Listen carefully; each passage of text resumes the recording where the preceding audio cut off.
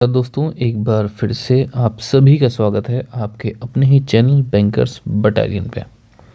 तो अभी हम बात करेंगे क्या होती है वर्किंग प्रोफाइल एक FCI AG3 डिपो कैडर या अन्य किसी भी कैडर, जो भी कैडर आपका हो, उनकी एक मोटा मोटा बात करेंगे। एक एक ओवरऑल बात करेंगे कि हम क्या होता है हमारा काम।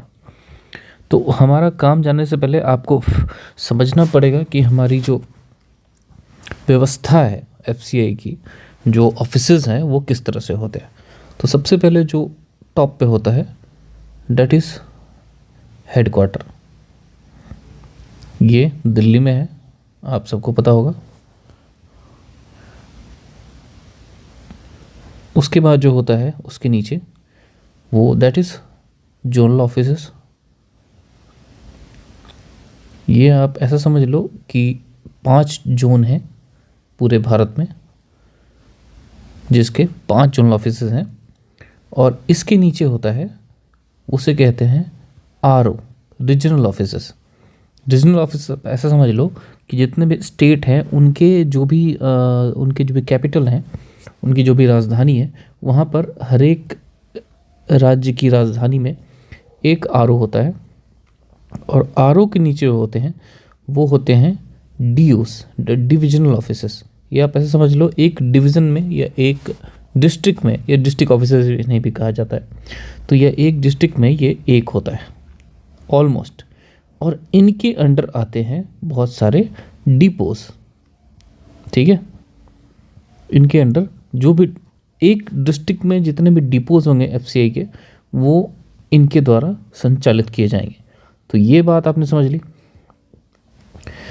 तो अब ज़रा सी बात करते हैं कि हमारा काम क्या होगा। ठीक है, तो ये रहा DO और इसके अंदर हो गए हमारे डिपोज। डिपोज मतलब गोडाउन्स। ठीक है, तो अब डिपेंड करता है कि जो FCI मैनेजमेंट है उन्हें वर्क फोर्स कहाँ पे ज़्यादा चाहिए। अगर उन्हें लगता है कि हेडक्वार्टर में स्टाफ की कमी है तो आपकी पोस्टिंग हेडक्वार्टर में भी हो सकती है। बहुत सारे AG3 डिपोज हेडक्वार्टर में काम करते हैं।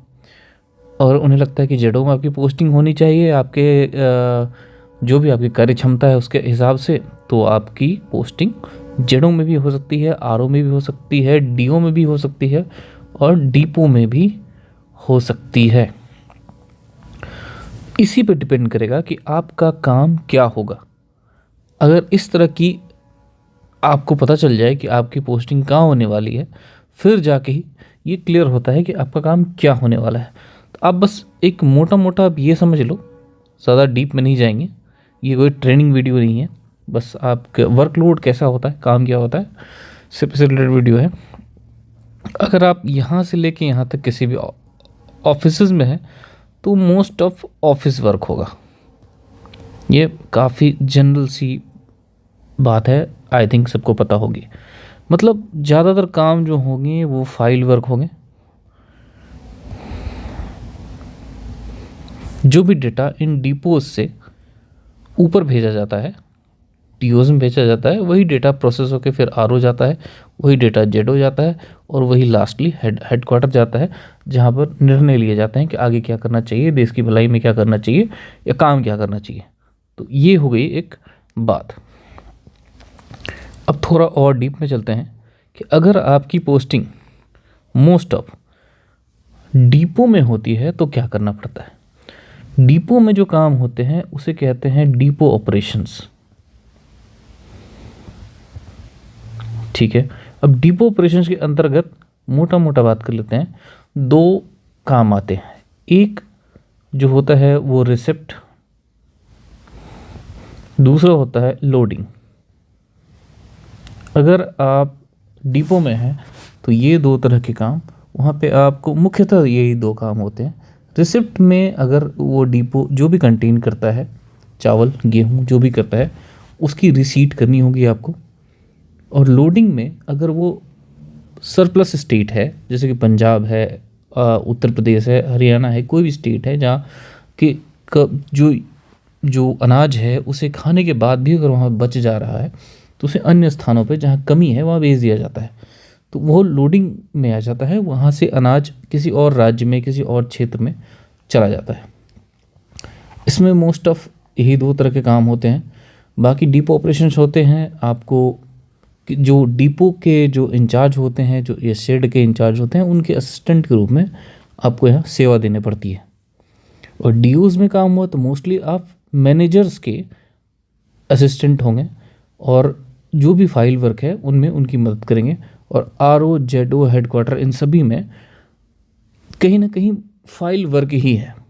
अगर आपको बाहर की डिपोज़ की ज़्यादा ट्रकों की या ज़्यादा धूल या ज़्यादा सन एक्सपोज़र की आदत नहीं है तो आपके लिए डीओ, आरओ, जेडओ और हेडक्वार्टर ज़्यादा सही होगा। लेकिन वहीं पे कुछ लोग होते हैं जो काफ़ी बैंक में काम कर लिया है या काफ़ी अंदर बंद रह के किसी के अंदर काम करना 24 घंटे अच्छा नहीं लगता, उन्हें खुला खुला वातावरण ज़्यादा सही लगता, तो आपके लिए डिपो सही है।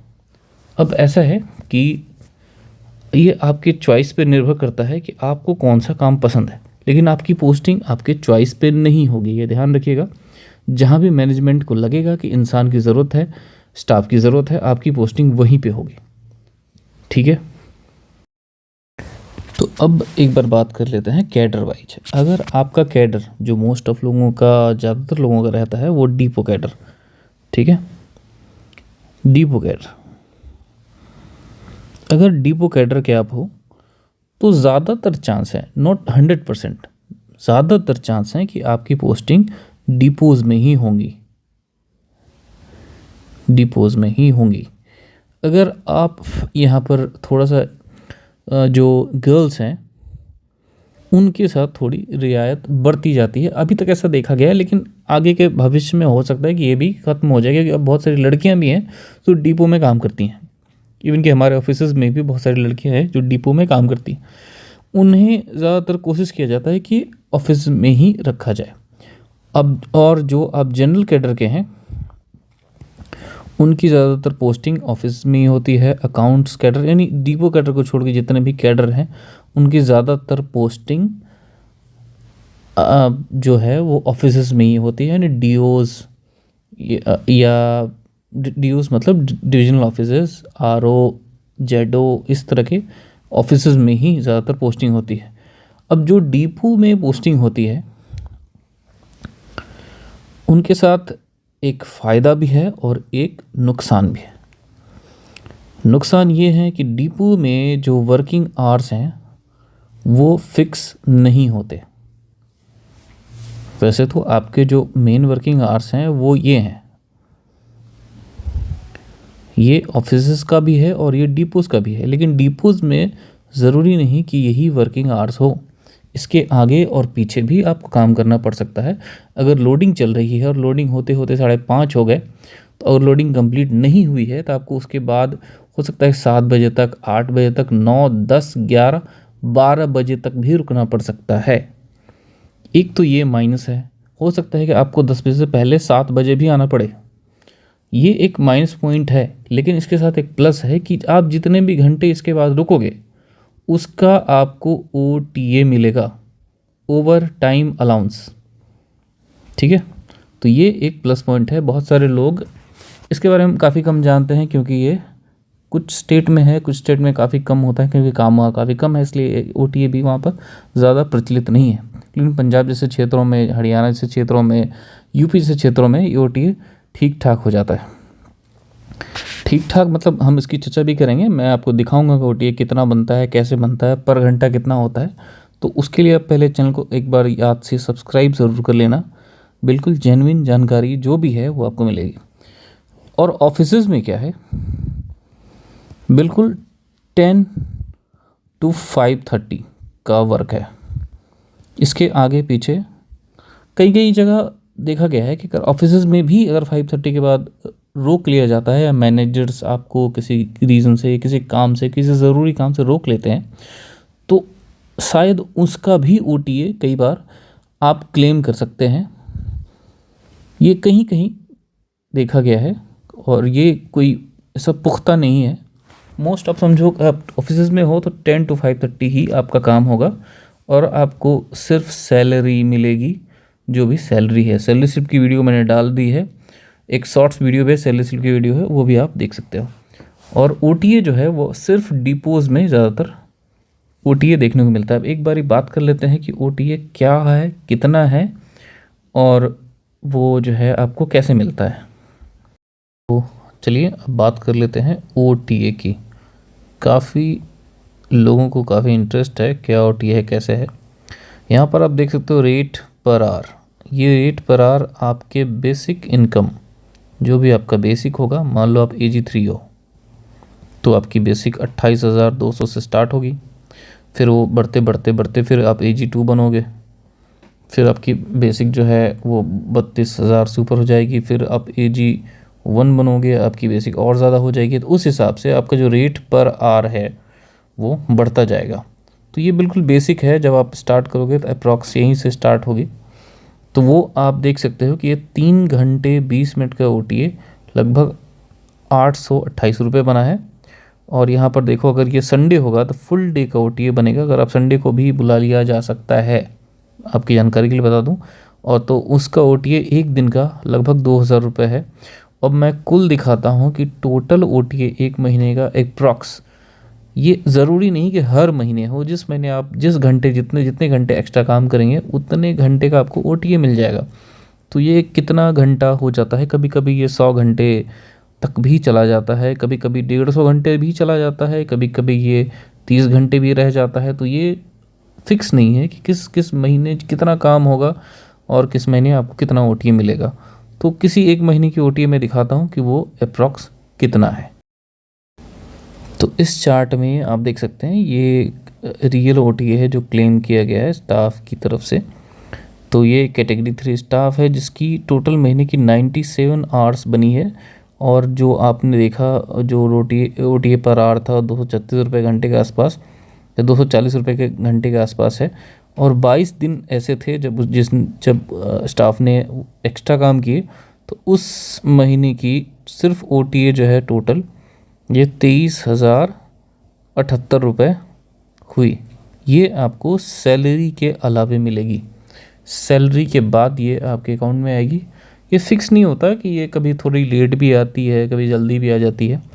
तो ये ओटीए है, जब ये 97 आवर्स का टोटल ओटीए है जो यहाँ पर स्टाफ ने क्लेम किया है, और ये उसे मिलेगा। कभी कभी ये ओटीए सोच लो 100 घंटे 150 घंटे भी हो जाता है। लेकिन ये आपको सिर्फ ये अमाउंट या नंबर देख के खुश मत हो जाना। आप ये भी सोचो कि आपको 150 घंटे एक्स्ट्रा काम भी करने पड़ेंगे। किसी दिन आप 12 बजे रात में आओगे, किसी दिन आप 10 बजे रात में आओगे, तो ऐसा भी हो सकता है। ओटीए मिलेगा ज़रूर, लेकिन आपको आपके काम करने के बदले मिलेगा, ये ध्यान रखना। तो हमने मोटा मोटा जो है हर टॉपिक पे बात कर लिया है। तो ये एक शॉर्ट वीडियो थी AG3 का जो वर्किंग प्रोफाइल है उस पे हमने मोटी मोटी बात की कि क्या होता है, काम क्या होता है और किस तरह से होता है। और आपका जो ओटीए का खास करके बहुत पूछा जाता है क्या होता है, कैसे होता है, वो भी मैंने बता दिया। तो आप अगर जुड़े रहना चाहते हैं और कुछ जानना चाहते हैं तो इस वीडियो के नीचे कमेंट करके स्पेशली भी पूछ सकते हैं, कुछ और एक्स्ट्रा जानना चाहते हैं। और याद से इस चैनल को सब्सक्राइब ज़रूर करना। और बाकी नेक्स्ट वीडियो हम बनाएंगे किसी चीज़ और इससे रिलेटेड, कुछ और पूछना हो। अभी जिनका भी प्रीलिम्स क्लियर हो गया है उनको मेनी कॉन्ग्रेचुलेशंस। और आपके पास बहुत कम दिन है मेंस के लिए। खैर ये तो सही नहीं है, थोड़े मेंस के लिए टाइम तो मिलना चाहिए था, लेकिन कोई नहीं। अब जो जितना टाइम आपको मिला है उतना ही टाइम सबको मिला है, बस ये सोच के थोड़ा पॉजिटिव फील कर सकते हैं। और जितना भी टाइम है जो भी है आप उसके लिए मेंस की पूरी तैयारी करिए। आप फ़ोन पे समय कम बिताइए और अपनी जो भी तैयारी है उस पर ज़्यादा फोकस करिए और आप इसे क्रैक करिए और FCI में आइए। और नो डाउट कि आपको कहीं से भी नहीं लगेगा इसमें आने के बाद कि मुझे बैंक में जाना चाहिए था या यहाँ जाना चाहिए था, वहाँ जाना चाहिए था, आप बिल्कुल सेटिस्फाई रहोगे अपने जॉब से। क्योंकि इसमें दो चीज़ें जो जॉब की जो रिक्वायरमेंट होती हैं लड़कों की या स्टूडेंट्स की, कि थोड़ा वर्किंग लोड ठीक ठाक हो, वर्क लाइफ बैलेंस बना रहे, और जो सैलरी है वो ठीक ठाक हो। तो ये दोनों चीज़ें आपकी यहाँ पे बिल्कुल अच्छे तरीके से मेंटेन हो जाएंगी और आपको ज़िंदगी से ख़ास शिकायत नहीं रहेगी, आपकी लाइफ बिल्कुल सही से चलेगी। तो आप जो है बिल्कुल अपनी तैयारी, अपनी जो भी तैयारी है उसे और गति दीजिए, उसे और पैना बनाइए और उसमें धार उसे बनाइए, ताकि आपका जो प्रहार हो बिल्कुल सटीक हो और आपका सिलेक्शन एक बार में हो जाए। तो इतना बस काफ़ी है। थैंक यू फॉर वॉचिंग, और do not forget to subscribe the channel. Okay, thank you very much.